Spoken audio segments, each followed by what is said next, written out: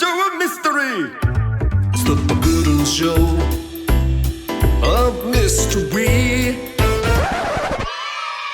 Welcome to this month's update on the Forbidden Show of Mystery. Let's just go straight into the studio update. And now it's time for a studio update. Artwork. This month has been all about finishing off the artwork for my new album, Monsters from the Id. I'm delighted to say that Freya has signed off on the artwork. But it was a bit of a chancy affair. It is in fact one of her paintings she was working on for her exhibition last year. And I saw a work in progress and said, that's perfect, that's it, that's the one. So of course Freya went on to complete the painting, to finish the painting, and the form it is on my artwork no longer exists, which is just as exciting a concept in my mind. But I was very nervous about approaching her and saying, you know what, I really like this one from a few weeks before you finished it. Have you got that anywhere? I thought she might tell me to go jump, but she agrees it works. It works in the context. It's probably pretty similar to somebody coming to me when I'm halfway through a song saying, hey, that's perfect, that's done, don't do any more to it. Yeah, right. So anyway, it's done. It's off at the printers. Just getting the proofs back and forth at the moment, fine-tuning a few things. It's, again, I'll be able to reveal this in a few weeks' time. It's a nice triple gatefold CD DVD package with a fold-out poster, almost the size of a vinyl LP cover, with the artwork on that and an imaginary kind of vinyl back cover tracklist thing on the other side. So, not quite vinyl, but it's the artwork at least. The other good news is I've got distribution for Europe, or at least Greater Europe, or the EU, and North America sorted. So I'm really hoping that's going to be enough to make these physical copies more readily available than I'll be able to service anyone over Bandcamp. As I might have mentioned, you might have heard me mention it was going to cost me $25 just to post a CD to Europe the other day, which was, the price, in fact, probably more expensive than the actual CD. And that to me just seems like an insult to the customer to expect them to pay that. So unless people cry out otherwise, I'm probably not even going to offer physical sales on Bandcamp at those ridiculous postage prices, really. But that does mean I have to do something a little bit more special with the digital edition to make that more attractive to some people. So again, more about that in a few weeks once the press release comes out. But honestly, right now, if I never see another desktop publishing program again for digital artwork, it won't be too soon. But now, a word from our sponsor, YouStreamify.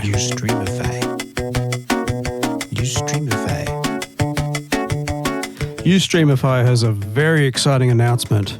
They are branching off into the world of podcasts, the new exciting way to present your ideas, much better than music, and certainly much more lucrative for YouStreamify and its shareholders than music is. But never fear, this doesn't mean that YouStreamify is abandoning its core audience of musicians and music distributors. Far from it. By adding these far-right podcasts, YouStreamify aims to increase and massively expand the listenership, giving you, as a musician, a much bigger potential audience to listen to your music for free.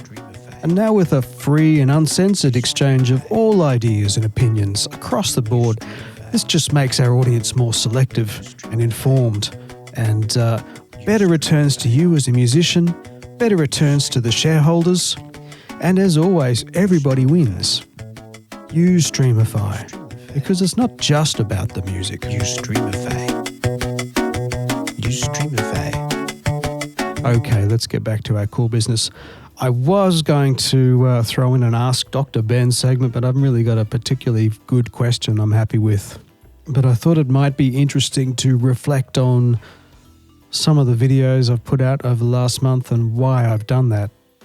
Namely, I've got some Line 6 Podgo demonstration videos I've put out there, which compared with my usual music videos and these sorts of things, they've gone gangbusters, 10 times as many people watching these within a week. So obviously I'm trying to use these to entrap people into my music world, but I can see how quickly content creators could get caught up into the dopamine rush of people looking at your content quickly and getting a lot of feedback and a lot of questions and all that sort of thing. I got a few more of those up my sleeve I'm going to put out, but ultimately I think if it's not 100% what you're about, putting out this kind of content does seem to leave one empty inside, unfulfilled, which is probably more of an illness and an affliction, which is why I continue to pursue the original music at the expense of common sense and any kind of reality, really.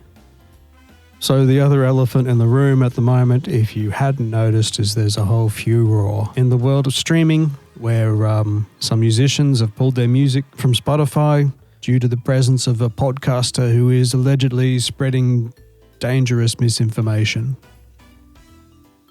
You all know what's going on, I don't need to tell you about it. But if there's one fascinating thing about it, it is that the reason these musicians are pulling their music is not because of the poor streaming payouts. At least that's not what they say. It's more of a socially conscious or political integrity reason. And look, the genie is already out of the bottle here. If you wanted a good reason to pull your music from Spotify, you don't need to look for who they're supporting politically in terms of their podcasts and content creators. The damage is already done. The major labels, we remember, just simply handed over the rights to their entire back catalogues to Spotify in exchange for some magic beans or some Spotify shares.